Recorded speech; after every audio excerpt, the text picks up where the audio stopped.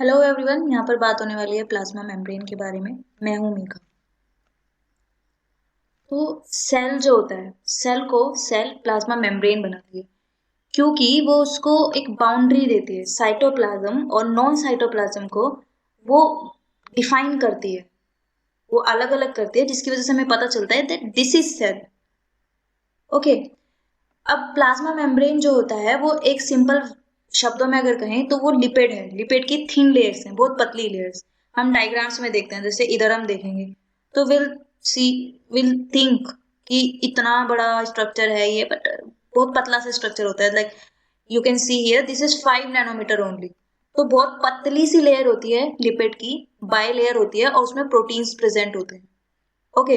और प्रोटीन्स जो होते हैं वो नॉन कोवेलेंट इंट्रैक्शन होते हैं, हाइड्रोफोबिक इंट्रैक्शन होते हैं मेनली, या फिर और कोई नॉन कोवेलेंट इंट्रैक्शन हो जाएगा। बहुत कम होता है जो कोवेलेंट इंट्रैक्शन प्रेजेंट होता है। देन सेल मेम्ब्रेन डायनेमिक है, उसमें एक्टिविटी होती रहती है कुछ ना कुछ, क्योंकि इधर उधर जो मोलिक्यूल्स हैं, लिपिड मोलिक्यूल्स, वो मूव करते हैं। And it is fluid also. It is semi permeable, क्योंकि ये हर लिपिड बाइलेयर है। ये जो वाटर वाले मॉलिक्यूल्स होंगे, पोलर मॉलिक्यूल, उसको अलाउ नहीं करेगी अपने से पास होने के लिए। उसके लिए इसमें कुछ मेम्ब्रेन प्रोटीन्स प्रेजेंट होते हैं, स्पेशल प्रोटीन्स, जो ट्रांसपोर्टेशन में हेल्प करते हैं। तो it is semi permeable. Then जो सबसे एक्सेप्टेड मॉडल है आज तक का, वो सिंगर एंड निकोलसन का है, fluid mosaic model. Singer and Nicolson का फ्लूइड मोजाइक मॉडल सबसे एक्सेप्टेड मॉडल है। उसमें उन्होंने क्या बोला था कि जो लिपिड मॉलिक्यूल्स होते हैं वो बायलेयर की फॉर्म में रहते हैं, ऐसे leaflets. This is one leaflet and this is another leaflet. और उसमें कहीं कहीं प्रोटीन्स होते हैं, फ्लूइड मोजाइक। समझ रहे? मोजाइक मतलब कि थोड़ा इधर उधर प्रोटीन्स प्रेजेंट है। तो उन्होंने ये बोला था, ये फ्लूइड मोजाइक मॉडल है। अब जो इसमें एक लिपिड मॉलिक्यूल को अगर हम ले लें, this is one lipid molecule, ये एम्पीपैथिक मॉलिक्यूल है, क्योंकि इसमें पोलर और नॉन पोलर दोनों तरह का एक पार्ट है। जो ये हेड है, जिसको हम हेड बोलते हैं, ये पोलर होते हैं, और जो ये टेल है, ये बेसिकली होती फैटी एसिड की चेन्स है, इसको हम टेल्स बोलते हैं। तो ये एम्पीपैथिक मॉलिक्यूल है, डबल लेयर की फॉर्म में रहता है। हेड बाहर की तरफ रहते हैं और टेल्स अंदर की तरफ रहता है, क्योंकि जो साइटोप्लाज्म है और नॉन साइटोप्लाज्म है वो एक्वस एनवायरमेंट माने जाते हैं, और ये पोलर है, हेड पोलर है। तो हमें पता है कि पोलर पोलर के साथ रहता है, नॉन पोलर के साथ रहता है। तो इसीलिए जो हेड है वो बाहर की तरफ रहते हैं, क्योंकि वो इंटरेक्ट करते हैं या उसके साथ पानी के साथ रह सकते हैं। तो ये साइटोप्लाज्म से करेंगे। अगर हम ये वाली साइटोसोलिक साइड माने तो ये अंदर के साथ, अंदर साइटोप्लाज्म साइड के रहेंगे, और ये बाहर की साइड रहेंगे, नॉन साइटोप्लाज्मिक साइड पे। और टेल्स अंदर रखेंगे ताकि इन टेल्स का पानी के साथ कोई इंटरेक्शन ना हो। This is hydrophobic interaction. तो हम बोल रहे हैं कि लिपिड्स की सेल मेम्ब्रेन बनी होती है। तो उसमें अगर लिपिड्स की हम बात करें तो उसमें जो मेन 3 तरह के लिपिड्स प्रेजेंट होते हैं मेजर, वो होता है फोस्फोलिपिड, स्पिंगोलिपिड और स्टीरोल। 3 तरह के मेन मेजर लिपिड्स प्रेजेंट होते हैं। फोस्फोलिपिड देखते हैं। फोस्फोलिपिड में 2 तरह के प्रेजेंट हैं, एक तो ग्लिसरोफोस्फोलिपिड और स्पिंगोफोस्फोलिपिड। ग्लिसरोफोस्फोलिपिड में, अब इसको अगर हम डिवाइड करते हैं, ग्लिसरो अलग करते हैं, फोस्फोलिपिड अलग करते हैं, तो ग्लिसरो से निकलता है ग्लिसरोल। तो इसमें जो अल्कोहल प्रेजेंट होती है वो होती है ग्लिसरोल। और जो इसमें स्पिंगोफोस्फोलिपिड में प्रेजेंट होगी अल्कोहल, वो होगी स्पिंगोसील। तो 2 तरह के फोस्फोलिपिड हो गए। अब यहाँ पे हम देख लेते हैं, ये है, ये जो बीच में रेड में स्ट्रक्चर है, दिस इज ग्लिसरोल। ग्लिसरोल का स्ट्रक्चर तो पता ही है ना, दिस इज ग्लिसरोल। इसमें ये प्रेजेंट हो गई 2 fatty acid chain. Fatty acid chain just carbon hydrogen की चेन्स होती है। इसमें कहीं पे single bond, double bond depend करता है वो cell to cell, membrane to membrane. ठीक है। फिर होता है इसमें phosphate present. Then phosphate present होता है, और उसके साथ अटैच होती है एक अल्कोहल। अब वो अल्कोहल कोई सी भी हो सकती है, कोलिन हो सकती है, सीरीन हो सकती है, इथेनॉल अमीन हो सकती है, अलग अलग हो सकती है। अब जो ग्लिसरोफोस्फोलिपिड है, फोस्फोलिपिड्स में भी ग्लिसरोलिपिड सबसे ज्यादा प्रेजेंट होती है मेम्ब्रेन के अंदर, मतलब सेल मेम्ब्रेन में सबसे ज्यादा ग्लिसरोफोस्फोलिपिड मिलेगी। और ग्लिसरोफोस्फोलिपिड में भी सबसे ज्यादा मिलती है कोलिन वाली, फोस्फोटिडल कोलिन जिसे हम बोलते हैं।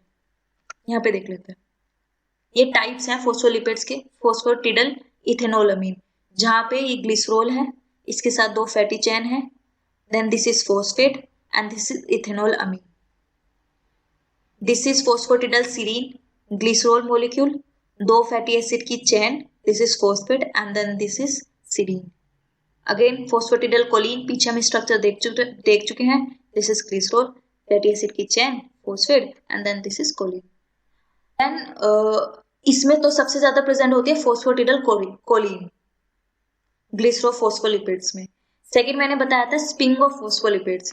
स्पिंगोफोस्फोलिपिड में क्या होता है, उसमें ग्लिसरॉल की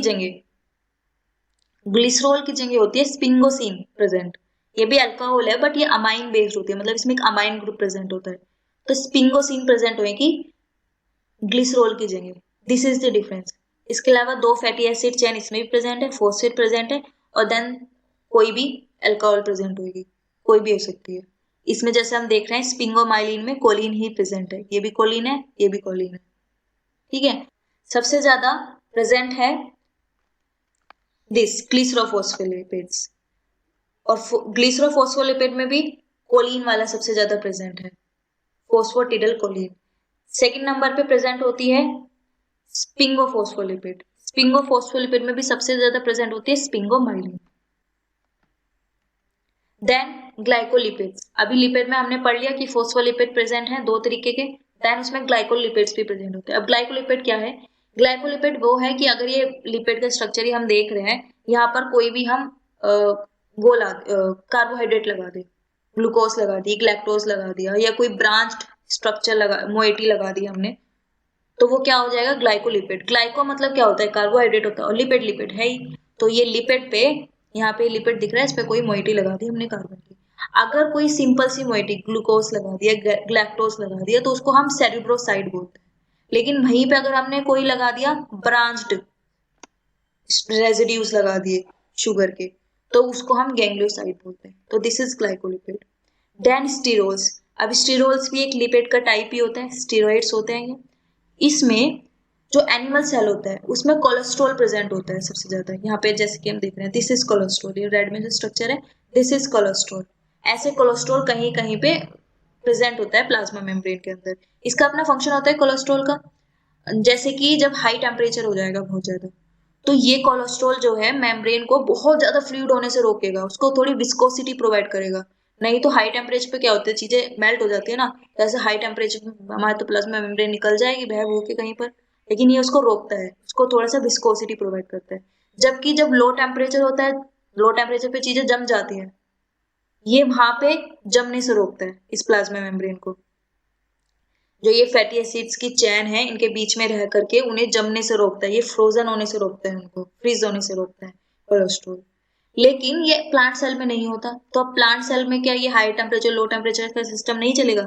चलेगा, क्यों नहीं चलेगा, बट वहां पे कोलेस्ट्रॉल की जगह कोई और सा स्टेरोल आ जाएगा, वहां पे स्टिग्मेस्टिरोल या सिस्टोस्टेरोल, ये 2 तरह के स्टेरोल्स प्रेजेंट होते हैं। वहां पे कोलेस्ट्रॉल नहीं है एनिमल सेल में, वहां पर अलग स्टेरोल्स प्रेजेंट होते हैं।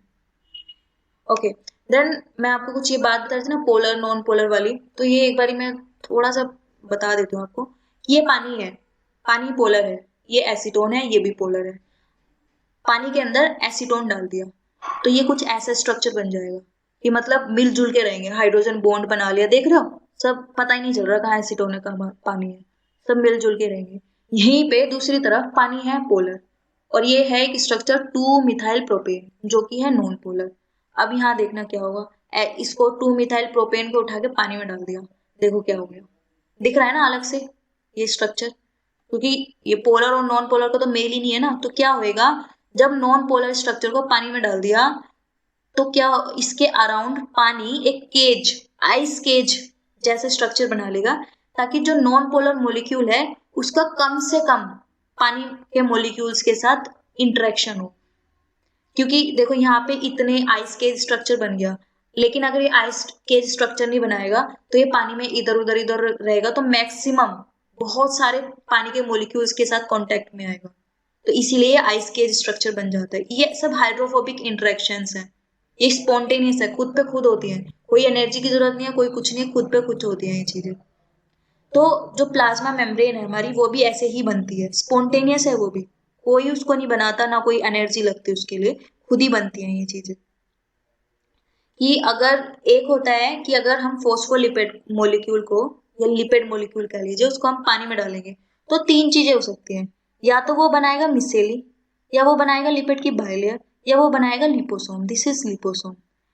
अगर वो ट्रायंगल इस तरह का कोई स्ट्रक्चर है तो वो मिसेली बनाएगा, जैसे डिटर्जेंट का पानी बन जाता है, ऐसे मिसेली फॉर्मेशन। लेकिन हमारी प्लाज्मा मेम्ब्रेन जो होती है, मतलब सबकी प्लाज्मा मेम्ब्रेन, जो प्लाज्मा मेम्ब्रेन है उसका जो स्ट्रक्चर है वो मतलब एक लिपिड का, वो सिलेंड्रिकल होता है इस तरीके का। इसीलिए वो ऐसा स्ट्रक्चर बनाती है, इस तरीके का लिपिड बाइलेयर स्ट्रक्चर बनाती है। और एक होता है लिपोसोम बनाना, कि बाहर बाहर भी पानी अंदर भी पानी, और टेल्स जो है अंदर वो ऐसे प्रिजर्व कर लेते हैं, उनको बचा लेते हैं पानी से इंटरेक्शन ना हो। Okay, so this is all about plasma membrane. Thank you.